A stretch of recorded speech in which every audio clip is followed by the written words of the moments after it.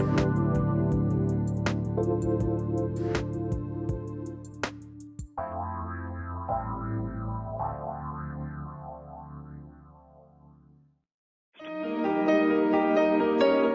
to the Dr. Pat Show. Talk radio to thrive by. Powerful, inspiring, and coming to you live, bringing you stories of people like you and me, busting through and living life full out. Get ready to dare to wonder what your life would be like if you knew you could not fail.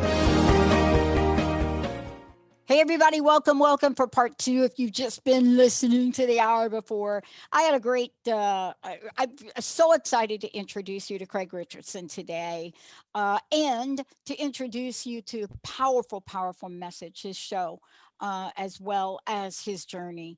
And for those of you out there, let me just say this. I get the honor of working with all of our hosts and co-hosts, and it is really uplifting. And I learned so much, about what works, what doesn't, how we can be our best people. Craig, of course, is an intuitive life coach.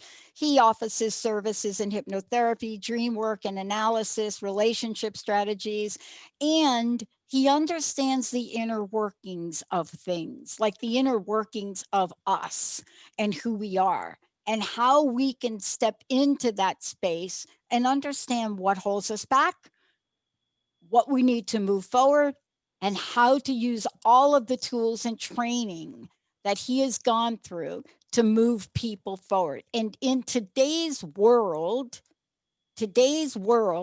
we need some tools. We need to know how to do that. We think we've got it, and then we find ourselves in interesting scenarios and situations which we didn't see coming. And from all of that, it's about building up the greatest and the largest and the most available toolkit you can find. Today, we're going to take a journey from mind to heart. And what does it look like to have this amazing family, career, and spiritual path, what the journey has been like for Craig, and what he's bringing to the table to help all of you. Craig, it's great to have you. Welcome. Well, thank you very much, Dr. Pat. I appreciate the opportunity to be here. Well, you're getting ready to kick your show off. So that's I really, am, that's a thing. You and your folks behind you have been wonderful to work with the last couple months now. I guess it was October that we first signed this up, and it's great. So I'm ready to go. New year, new show, right? And it's a powerful show. I mean, I'm gonna talk to you about one of the questions I've been asking people for. Well, now we're in 2021, so it's 17 years. But it's one of the questions I came out of the gate with then. And it had to do with my own stuckness. When the show wasn't the Dr. Pat Show, it was crust busting your way to an awesome life. And I realized how literally stuck I was. And this opportunity came along to really do something I'd never done before. But here's the question. I mean, I just barely touched on all the things you do in the world. But it doesn't come without rising up, pulling yourself up out of the potholes. What are some of the challenges and obstacles you had to overcome to bring you to this very moment? Well, I think we all face that. In alchemy, they have a term, as above, so below, or so internally, so externally. And so I think your question is not only how do we as an individual face these obstacles, but let's face it, we as a culture have faced these very same obstacles. I mean, I was born in the early 60s. I know you're a little bit older than that, but this our whole lifetime has been nothing but a series of challenges and in some ways questioning the official narrative, because what has happened is that what goes on and what we've been fed sort of externally didn't line up internally with who we are as human beings. And so for me anyway, I grew up in a traditional home outside of Boston, Mass. My family had been in Massachusetts in 16. Well, I had ancestors on the Mayflower, I had Irish ancestors that came, and so we'd been there a long time with the same kind of messaging. And you need to get a good education, a good career, and a good college, and then you get your house, and then your wife or house, whatever order, and then the kids and the dog, and in the end, I don't think as we sort of evolved consciously that was enough for us. It may have been enough 100 years ago, and particularly and then 100 years ago that you had the Industrial Revolution where everybody was actually working. They didn't even have time to think. But I think that's one of the luxuries of where we are. And it's not the luxury of our technology. It's the luxury of our human consciousness that we actually now have the time to question hey, are these narratives, is this who we are as humans? I mean, is this what we're supposed to do? And I think that's a lot of the obstacles that you mentioned and that we all endure in a spiritual journey are bumping up against those narratives. I think too, when you talk about that, we really are bumping up against them. And, let me ask you this question too. Your path, your journey, right? Your movement through life, sometimes people see us and it sounds like we have just gotten on one of these water slides and just slid our way through. But what was your journey like? Where did it start for you? And how did you know, or perhaps when did you know that thing that you just said? That here you are moving right along on the outside, you look really good, but there's something not getting fulfilled. Well, I think part of it, for my journey has always been to find out the truth or what it all is. And I think for a while, and Carl Jung talks about the two halves of your life. And that first half, you're sort of setting yourself up, you're following that same script I talked about. And then at some point you have a midlife crisis or as somebody I read at the time said, a midlife transition, which is a little softer way of saying it. And Carl Jung says in that second half, and when you go through like what a caterpillar goes through to become a butterfly, it's a very painful time. So the underlying drive for me has been just to kind of figure it all out. And I thought, well, I come from a political family and I thought it was politics, which is what I ended up in Washington. And then it doesn't take very long here to realize that this isn't the answer. But I did try to follow that script. I did get, I had married, I had children, but there's always been an element to me. And I think the best way I can describe it is what my father used to say to me. He said, there's a right way, there's a wrong way, and then there's Craig's way. And I've had an element of that. And as I look back, one of the courses I took recently was at looking at your own mythology, your own personal history. And I have a grandfather who was, I don't know how many generations of Richardsons. And he went to Harvard and the whole thing. But instead of, marrying the Endicotts or the Peabodys, he went out and married a first generation Irish woman in the 1920s. And not only was it sort of a class thing, but it was a Catholic Protestant thing. And they had to elope. And my father was half Catholic, half Irish, half English, and I look now, the more I kind of come out now on this, and I look back at my own mythology, my own family, I look to him. He actually, I didn't know him. He died in March of 1961. I was born in June of 62 following year. But I have as I went through and cleared out my parents' house, they passed away my mom last year and my dad a couple of years.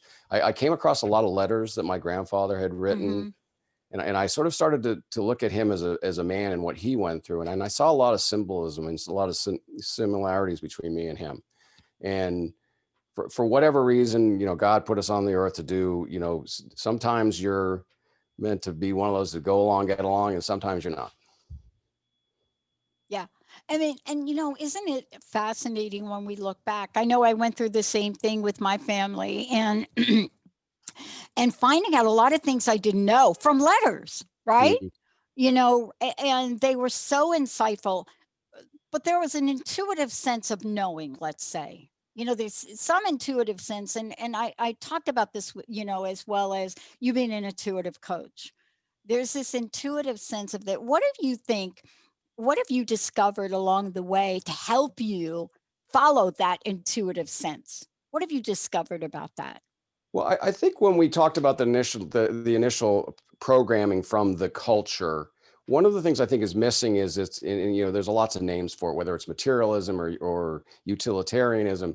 But one of the things I discovered as I had my first child was that we are not just a body.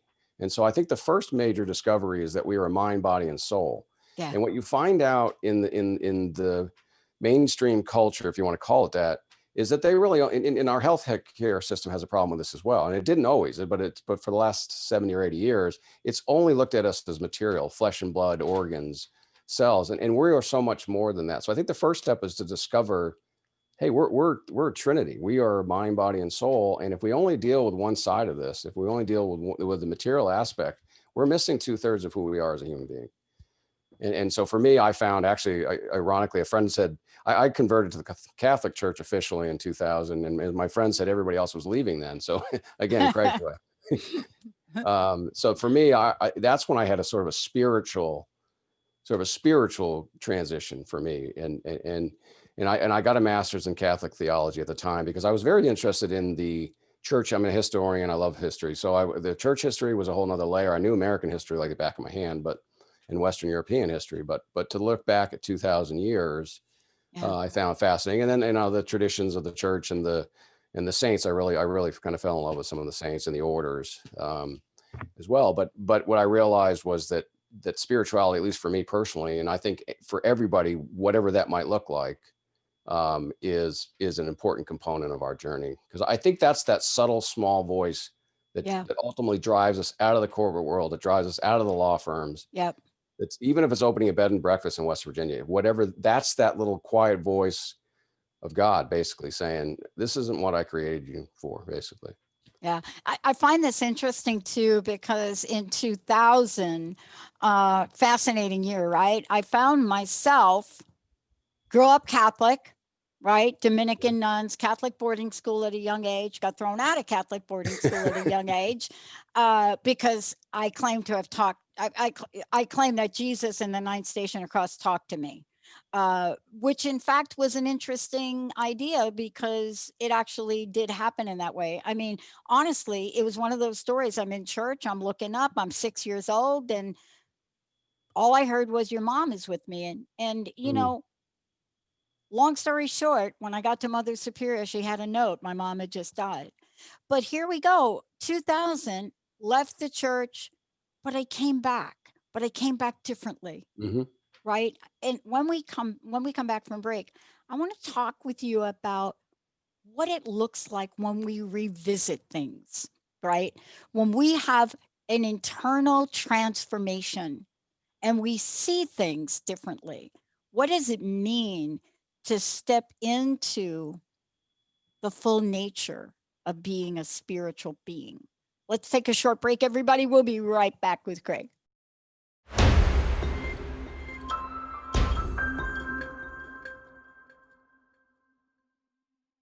Hey, everybody, welcome back. It's great to have all of you tune us in and turn us on right here on the Dr. Pat Show. I want to just tell you, I'm really excited about Craig and the show he is getting ready to do. And we're going to talk about that in a minute. Today, what we're talking about is, what does the journey look like? What does it look like, mind to heart? What does it look like? A family, a career, a spiritual path? What does that look like? What are some of the experiences that we have where we learn from it? And then we have to make a decision.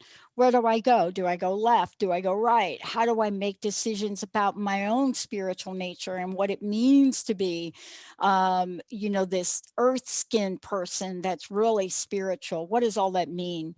And also, you're going to get more of Craig Richardson in his fabulous show, the second and fourth Friday at 9 Pacific on Transformation Talk Radio. Craig, how do people find out more about you? And are you excited about the show? Oh, absolutely. This is a new year. We have, fortunately, 2020 behind us. 2020 is hindsight, right? So now Yep. it was a little blurry last year. I think this year is going to be my buzzword and my Sesame Street word of the year for this is going to be clarity. I'm not saying it's going to be easy, but I think we're going to have clarity this year, and it's going to help us do exactly what you said, is to find out which direction to go in. And, hopefully my show will get into some of those things with myself and then the guests that I bring on there to present that. To answer your question, my website is craigericardson.com, and everything there should be there in terms of my contact. And I just put up a page over the break for Heart to Mind. So there's a tab at the top, and they can find all that. We're going to talk about this in a minute. We're going to talk about heart to mind and what that means, because it's important for us to take that journey and look at that. But you and I, during a break, we were talking about, I was sharing about my Uncle Ralph. Benny met him. And that was the show where Benny had to bleep out the Italian cuss words. That's a But common adjective, but I know, right? Look, we go through this life, some of us, and I wanted to be a nun. yeah. I know Benny's like, what? I really did. I was a really young kid, and I just loved what I was learning, right? As a Catholic, Italian Catholic, right? And I loved it.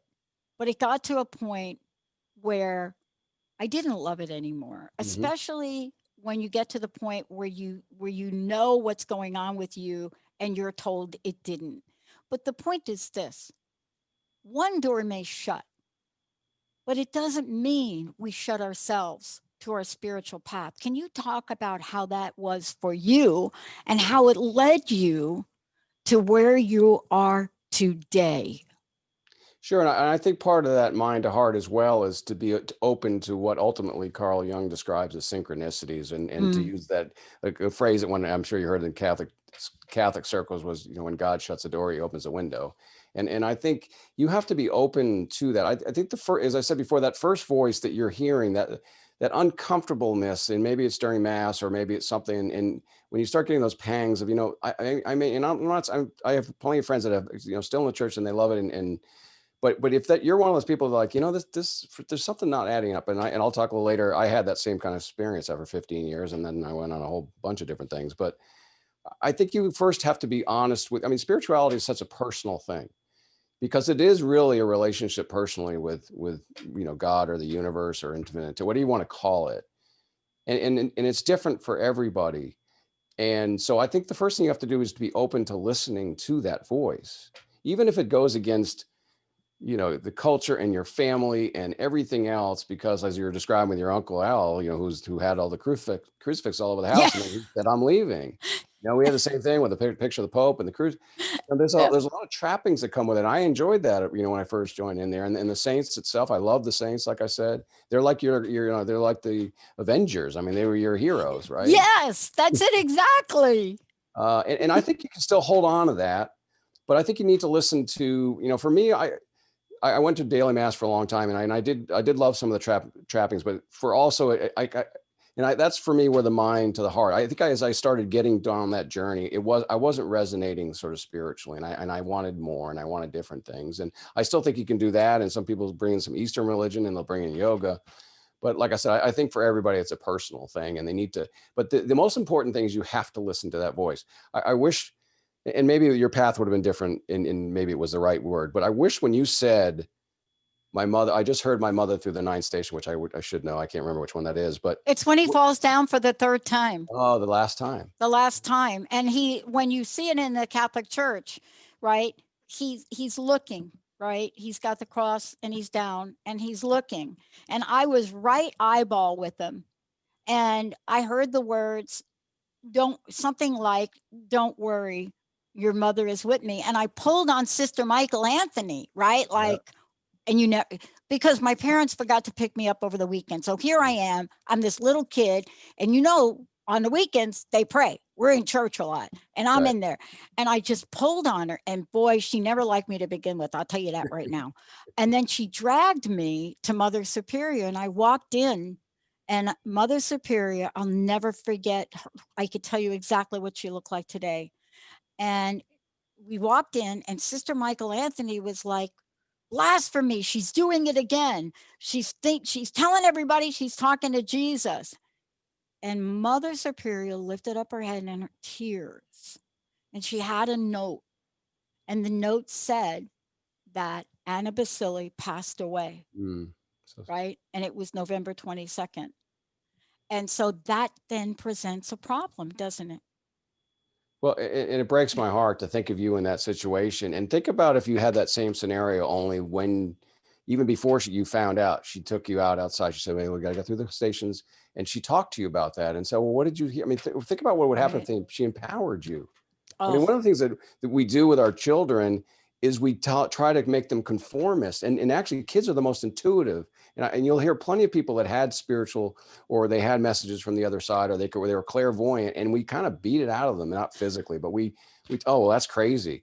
But think about it, if you, instead of doing that, you embrace them. I mean, that's their creativity as well. And we said, that's a wonderful thing.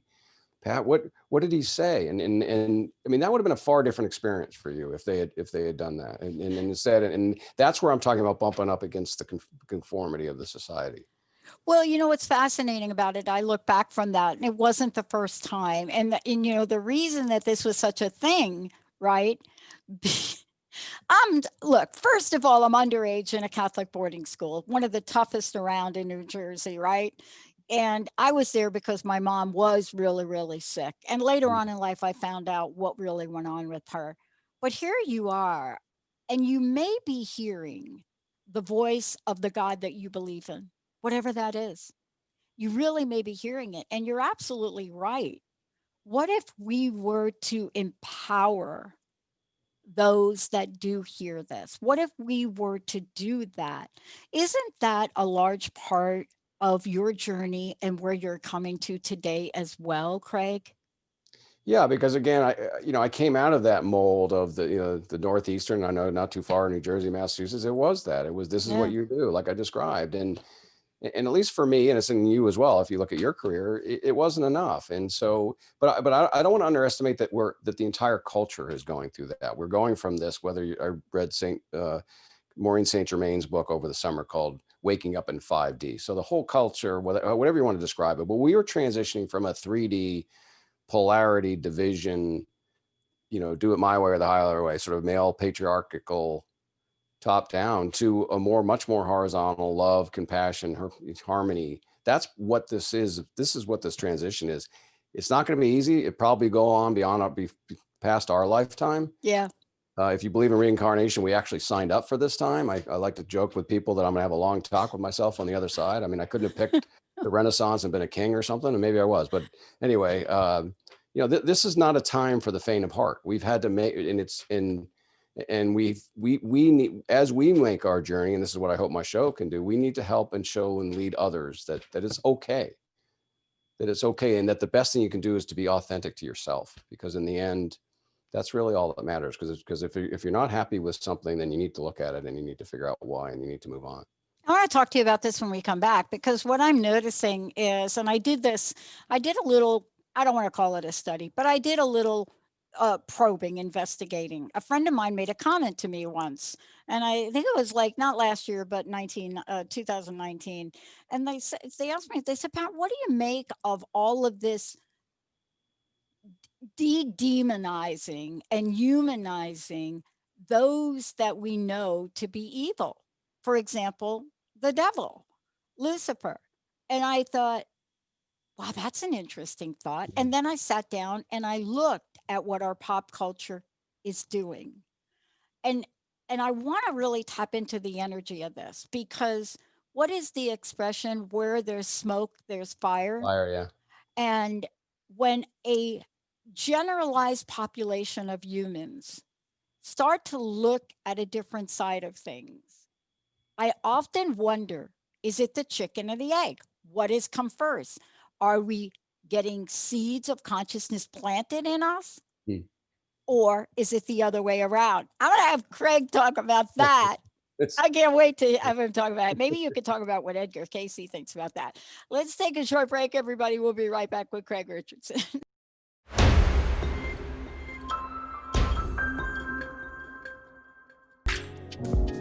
Hey, everybody, welcome back. It's so great to have all of you tune us in and turn us on. And I'm so excited about Craig's upcoming show. We mentioned it to you here, but we're going to mention it again. And I want you all to know it's every second and fourth Friday at 9 a.m. Pacific on Transformation Talk Radio. That's also noon Eastern, I should say that.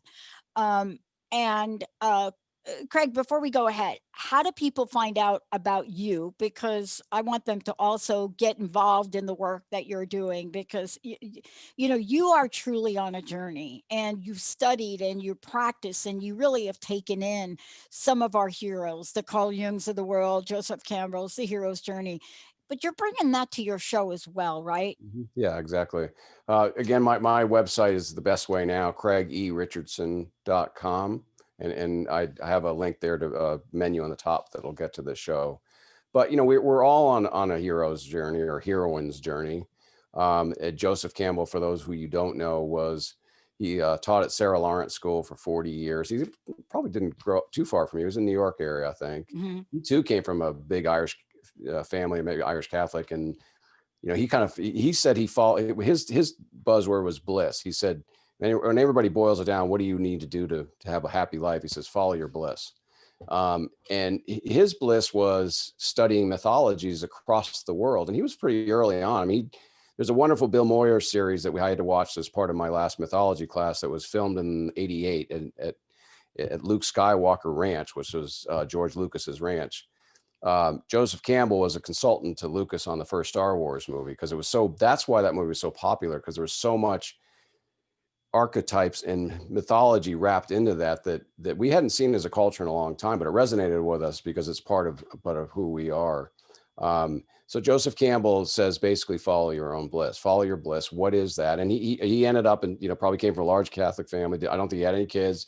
He studied this all the time, taught at this college, and he lived in Hawaii probably on the ocean. So, Yeah.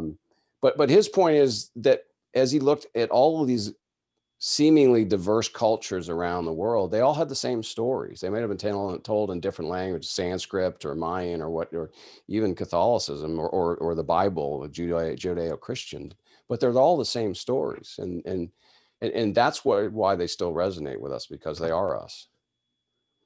Yeah, and this is really what I was referencing to before when we were talking is, this is a chicken and egg question for me. It's are we the generators, the idea generators, or are we being given seeds by which to follow? And you and I were talking during the break, and I'm just absolutely in awe by how our pop culture now is looking for heroes and superheroes. And if you think about the movies that have come out over the past, I'd say 7 or 8 years, and the trend of those, right? We really want to find the heroes. And in 2020, we found a lot of them. Mm-hmm. We found a lot of heroes, right? Right. Do you think when things happen, like what happened in 2020, I know for me, it took a really devastating thing in my life to crack me open. What do you think about that? Do we have to go through that level of pain to transform?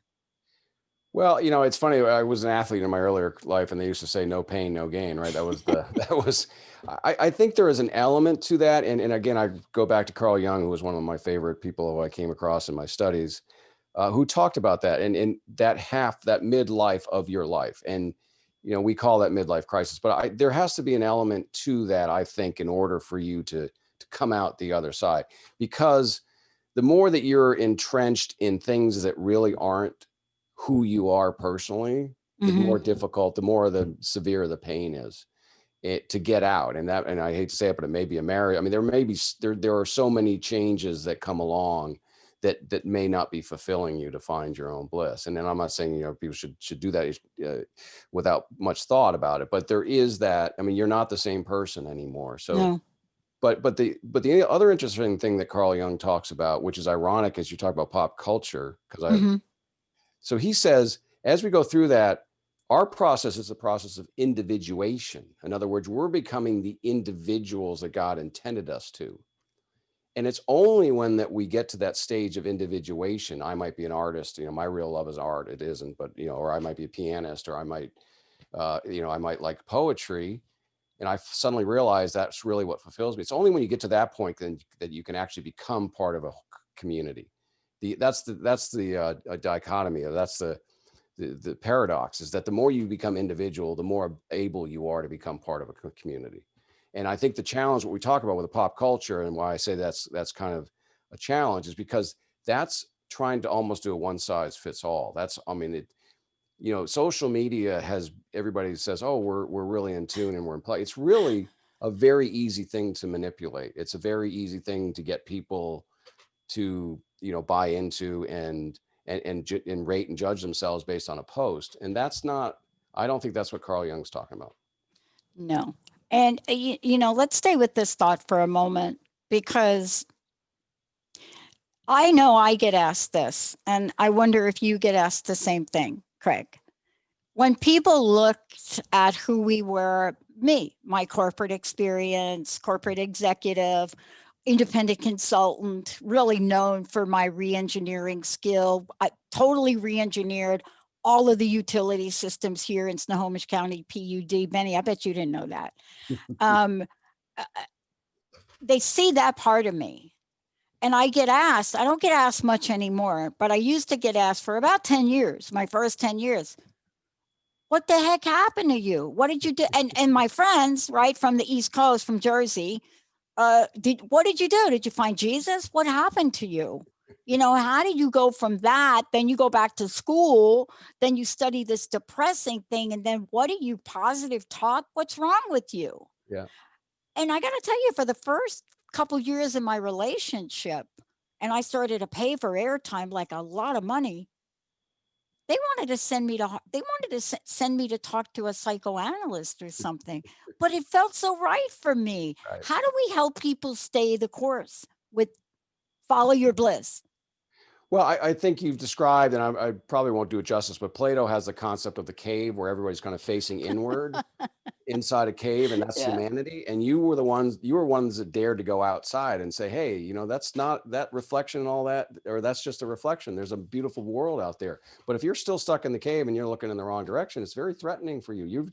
You've undercut their whole worldview. And fear, as we're seeing a lot of going around, is the most powerful weapon to keep people entrenched in where they are. So again, I think they just have to be daring enough. They don't have to, I mean, you're a pioneer and you're a trendsetter, but they don't have to go out and start their own network.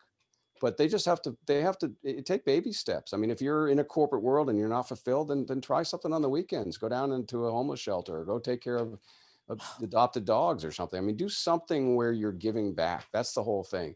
That's the whole, it's not about profits, and it's not about climbing the corporate ladder. In fact, it's the exact opposite. How can you help somebody who's downtrodden or just needs a smile? I mean, you can do it just walking down the street. You're so right about that. When I moved to Seattle, I was disappointed at 4 different levels. I thought I was going to go to UW. They shut down the program. I didn't. I was rejected by every doctoral program except one, and they put me on a waiting list. So I sat in Seattle, drank coffee, and walked my dog and rode my Harley for a year. My friend dragged me out of the house and said, "You're going to work with me." And little did I know that what she did was sold vinyl siding, and I was the go-to front person. Got bit by 2 dogs in the experience of doing that. But I got out. And we're living in extraordinary times. I want to ask you this question because you got out too. And what I mean is, you got out. You got out and said, "I'm going to do this." And you launched an intuitive life coaching practice. You work with people all over the world. You do dream work. You stepped into that. Do you recall having an aha moment? Or was it like me and I dialed the wrong phone number and I just decided to pay 10 grand to do a radio show? I don't know. I think I'm still waiting for the actual aha moment. So you'll have to check back on me. But for me, it was, and I left the Catholic Church in 2015 because of a lot of reasons, where Yep. we discussed, where I Yep. just didn't feel fulfilled. And so I didn't, I guess one thing I never had was the 5-year plan or the 3-year plan. I just kind of went, I mean, fortunately I had a consulting business in public affairs that kind of kept the lights on. Yeah. But it didn't require a ton of time. I could do, as we all sort of started going much more virtual. I mean, I've been sort of doing virtual forever, but I was able to have that extra time. And so I made the mistake of it. If I ever had too much time, I started Googling stuff. That's how I got into hypnotherapy. I found alchemy. I found the Bhagavad Gita, ultimately the Spiritualist Church, Edgar Cayce. That all came from Googling and finding programs that I could sign up. And I was just kind of becoming a sponge and learned. And suddenly I turned around at one point. I said, well, I have a certification in hypnotherapy, and I have a master's in transpersonal psychology. So it just seemed to fit what I did. But as I said, I think the best thing to do is to not script it too much. Just try to follow, follow your bliss. And for me, it's the beauty of our time is a couple of keystrokes, and you can find if you want to learn how to plant flowers. My kids learn how to play guitar off of YouTube. I mean, if you want to learn something today, it's so easy. Yeah, I learned how to practice my ping pong strokes off of YouTube. It's the best thing ever invented. I want to ask you about this, and I think I want to go ahead and skip the break, Benny, Olivia, if you don't mind. I want to jump to mind to heart. Okay. I want to talk about mind to heart. And I love how bold that is. And I would expect that from you for a lot of reasons. I sat across from Gloria Steinem a number of years ago when in my HR career. And thanks to Linda, I got to have lunch with her. And I remember how nervous I was. Years later during the show, I ended up giving her an award, but I remember how nervous. And I looked into those big glasses, like Gloria Steinem with the glasses. And I said, "I'm stuck." Now, this is at a lunchroom table. My boss is there, right? But I really was. I was at a point where my 24-year career, going from the mailroom to an executive, I was emotionally stuck. And she looked at me, Craig, and she said, I challenge you to do something outrageous every day of your life. That's a I great line. challenge you to do that. And that was my takeaway. Some days doing something outrageous means not something enormous. But for me in that moment, do you think here you are in your life that the energy of doing something outrageous, is that what's leading you to bringing this powerful message of mind to heart? What are you sensing is your call now in the world? Well, it's a good segue for me to give you an explanation where I came up with that name, and you and I worked through Yeah. a number of ones that I'd come up with. Yeah. So I was at one of a spiritual event. I might have been I went to Arthur Findlay, which is college in the UK, which is kind of the Harvard of the mediums, the spiritualist church. And I was in a week-long program there, and part of my journey has always been the intellect. It's always been asking why and how does this work. And I'm a big, I love those international spy movies, about who, the dies double crossing somebody else, or, and great times to be alive, by the way, right now. But she kind of looked at me and laughed because I was asking a bunch of things, and she said, "Let me just boil it down to you. Our spiritual journey is a path from our mind to our heart, and it's that simple. And you need to get out of your head, basically. We spend so much time, in particular us, maybe I'm a little bit more on the introverted side, and that's why I go spend Google time. And I love to just, like, I used to love to read and figure stuff out. And like, why is that? And I think what she was saying was, no, that's not it. You need to get out of here and you need to get in here. And then I studied some of Dr. Joe Dispenza, who I'm sure you know. Oh, yeah. He talks all about that being a neurological thing, and that there's just as many intellectual cells in your heart as there and that's where your intuition is down here a little bit, or up here too. But you need to listen to that. And so that what I'm hoping to do with my show, through some of my own training, my own experience, is to bring on guests who have made that, or at least are on their way down to their heart, that and I think you're a classic example that you left the corporate world. You could have been the Fortune 50 CEO or whatever, that you could have done that, but you didn't, because you listened to your heart. Yeah. And I don't mean that sort of like, okay, I'm going to listen to my heart, and I'm going to give up my mortgage and leave my house and my kids. Right. I mean, so there has to be a balance. That's my first warning. It can be baby steps, like Gloria Steinem was telling you. And I think the outrageous thing, that piece of it was probably, and hopefully we're segueing out of that, because it was outrageous to do something against the common narrative, the popular narrative. Now, I hope it's not as, I hope it's, in 2021 now, I hope it's not as to be as outrageous to try to follow your heart. And I'm with you on that. I really hope that. And this is really, let me just call it this. This is for me, as I think about 2021, and every year I go through this, and I don't know if you have a practice that you go through this. And, I think about, I have a vision board, right? I don't call it a vision board, but that's what people know it as.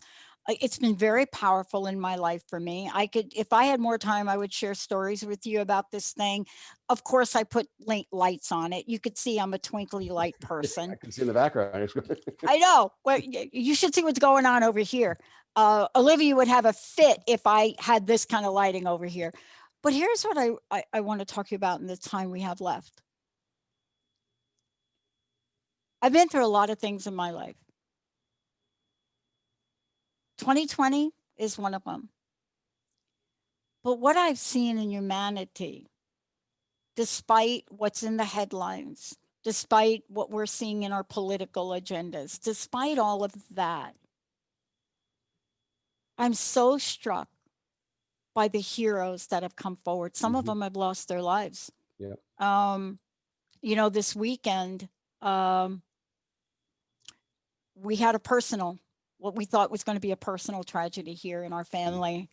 And it didn't turn out to be like that, but it's going to be in the near future. We're going to lose somebody really close to us, who's been around for a really long time. And the reality of that was hard. 3 of my friends lost family members to COVID. but yet we're seeing the best of humanity in places. How do we cultivate more of that, Craig? Well, I think one of the keys, and I don't want to sound trite, and I'm sorry for what you're going through, and I know a number of people are, but I think the best thing, and I tell all my clients, is to turn off the news, Oh, God, yeah. turn off the social media, and because I think what that's, as we try to live more out of our heart, that's not our heart, and as we try to live in 5D, that's not 5D, that's 3D, and I had to do this myself because I was, I grew up in politics, I lived 30 minutes or 15 minutes from Washington D.C. I realized that it got me angry one way or the other. And I realized that, my role and all of our roles isn't to be here and to be angry. And let's face it, they're selling advertisement and they do a lot of that on purpose. So my first advice is to, because I think, and I may sound like a small point, but I think once you do that, then you can see that there's this wonderful world out there. And a friend of mine gave it up over the holidays, and I just saw her yesterday at church, at the Spiritual Church. And she's like, oh, that happened. That happened. Oh, I kind of forgot. And you suddenly realize there's more time in the day and you're suddenly waving to the mailman. And I mean, so I think you need to do those things, whether it's turn the media off, spend time every morning meditating, take some of these ancient practices, and then just try to be there for other people, because I don't think that has ever changed. I don't No. think that, I mean, we talk about the World War II generation. I mean, our heroes, I think it's one of the songs I love, Gordon Lightfoot sings, or somebody, that heroes often fail. Mm. They fail by modern standards, or by the culture standards. It doesn't even have to be modern. You can be in the Reformation period or whenever. But the heroes are the ones that are willing to do what nobody else is. And that's what's happening with COVID, as you mentioned, the healthcare workers, and they're going in every day. They're in the front lines. Our soldiers before us did that.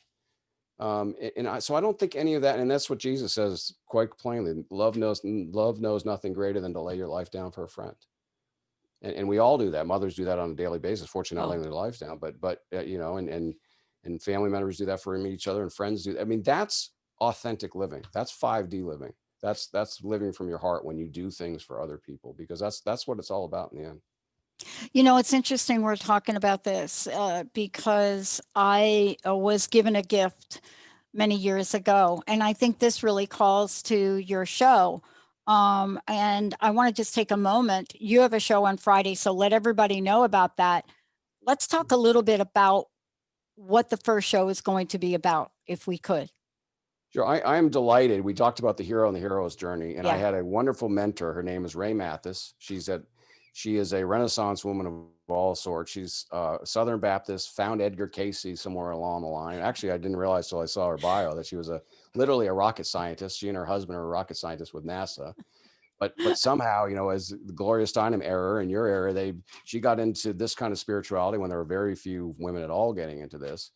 But she also has a wonderful background in his studied Carl Jung as well, Edgar Casey, Joseph Campbell. So she's going to help me frame the entire show. She's going to talk about the hero's journey from somebody who's really not only studied it intensely, but she's lived it. And I think it's a wonderful first show. She does a lot of astrology now as well, and she sends these monthly newsletters out. And so she's going to talk about what it means, what a hero's journey is, what the importance is, why we are all living it in a way, what that means for us. And then we're going to get into her own journey, which is a fascinating one.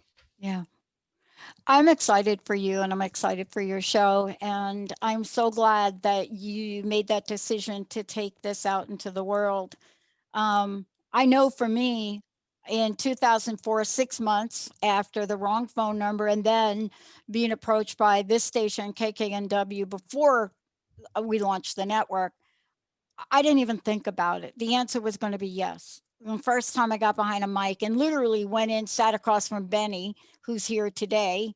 This is our 17th year together. It was like breathing for me. Mm-hmm. And it's still like that to me. I'm more excited today about what we're doing than I was 16 or 17 years ago. What excites you as you look ahead? What excites you most about your journey now? Well, it's almost, I saw this image of a baton, and you, the women like you, and men for that matter. But my mother went to work when I was in kindergarten. She had to for financial reasons. But Yeah. it wasn't like a thing that, oh, I have to do this to express myself. So I look at women like you and others that have come along. I mean, I almost feel like for us, it's like you guys have already paved the path. And now we have the technology to do it with the Zoom and everything else. So I'm really excited because I think that when I did my life's purpose work with Ray, it was another course I took with her. I came up with a symbol that part of my role is to be a torchbearer, a light for others. Gemini have Mercury in the first house, a whole bunch of stuff I learned about. Mercury's all about communication. So, I mean, that's why I'm here, is to help other people really take the baton, and not that you're giving it up, but to take at least a hold of that baton and continue to walk forward and to get people. That's why your network is so beautiful. It's to make that decision to live an authentic life, to follow your bliss. And that's what I hope to bring to people through the show. You know, I am so looking forward to what you are going to bring, because I got to tell you, Craig, this is really much needed. I was going to leave the show 6 months after I started it in 2004, from the pressure of my relationship, and you should be making money with your doctorate. You shouldn't be forking out tens of thousands of dollars. You've lost your mind. And I started to doubt myself. Now, I now know the way spirit works. When you're on your right path, it's going to be hard to leave it. And I came down with a mystery disease. I couldn't do anything but this. So that took away that. But today we need other messages in other ways. And I think that's, you know, for me, I know that's what you're doing. As you look ahead, what is your personal message for today? I think with all that's going on, the message is hope. I mean, Yeah, it's not a loss. I mean, it's not a lost cause at all. We have come so far. I mean, and again, that gets back to not buying into all the official narrative. We've come so far, you know, and realize that we have some time and some places to go, but, you know, embrace where we are. And, you know, this isn't, we're going to be okay in the end. And there are going to be, just as there always are, there are going to be people that aren't going to make it. And we need to pray for them and be with them. But we're going to be okay. And this, I hope this show is going to be a message of hope. And the hope is what you just talked about, doing and lining up with what it is that you are meant to do. Because when that happens, you can have plates flying and everything else. But if you're doing what you want to do, you have a smile on your face. So. Yeah, it's like my Uncle Al said, the secret to good eggplant Parmesan, it's in the olive oil. That's the takeaway for today. Craig, thank you so much for joining me one more time. How do we find out more about you? Please let folks know. Give us that information. Sure. The website is craigerichandson.com. Craig, thank you so much. Looking forward to your show on Friday. And the other thing I want to say to you is it's exciting to see what you're bringing to help all of us remember who we really are. That is, I think, our greatest opportunity and could be our greatest challenge. Thank you for doing that. Well, thank you so much for having me. And also, I do want to say thank you so much for setting me up on Friday. Like I said, I've just walked through the door. Everything's been set up by you and your staff. So I really appreciate everything you've done. So thank you. Yeah, a great team of people. I get to be me because Benny pushes all the right buttons and Olivia knows how to get the frame on here going. I'm simplifying it. They have to learn a lot. Craig Richardson, Benny Mathers, Olivia's on our Facebook interface. All of you, you are the best listening audience in the world, and we are bringing it in 2021. All right, everybody, we'll see you next time.